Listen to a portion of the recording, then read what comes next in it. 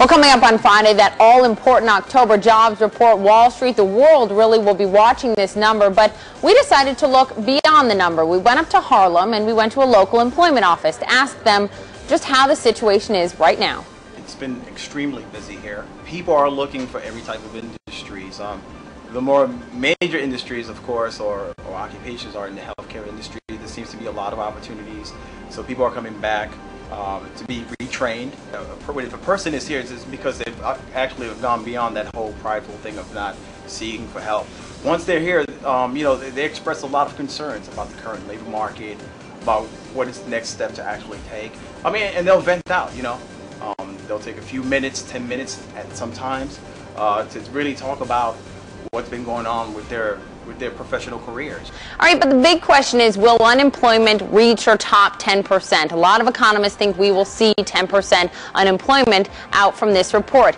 Let's take a look at the unemployment numbers. They've been increasing throughout the recession. Right now, officially, we're just under 10% at 9.8%. But when you look at all the data and you dig a little deeper, what you see is essentially we're already over 10% unemployment in this country, and there's two reasons why. The first reason is people that are classified as discouraged workers in this country. As you can see, that number's been rising, dropping off just a little bit, but over 700,000 Americans are classified as discouraged workers. That means they want a full-time job, but for 4 weeks or more, they've just stopped looking for work.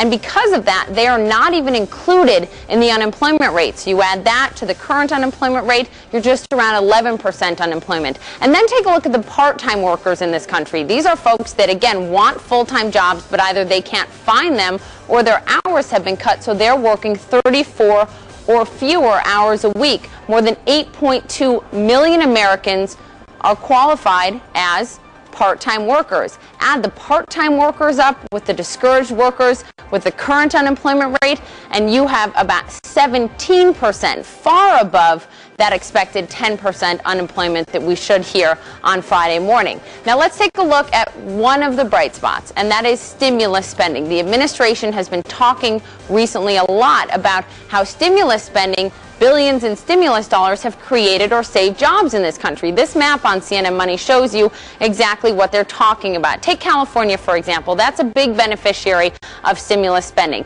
There they have seen a number of jobs created.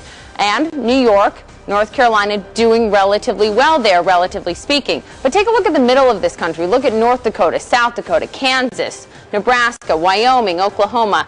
Those white states, not as much job creation there when you look at the stimulus dollars. So when we get that unemployment report on Friday morning, what you want to look at is not just the unemployment rate, but think of all of these other factors that play in, and then you'll really see the unemployment picture in this country.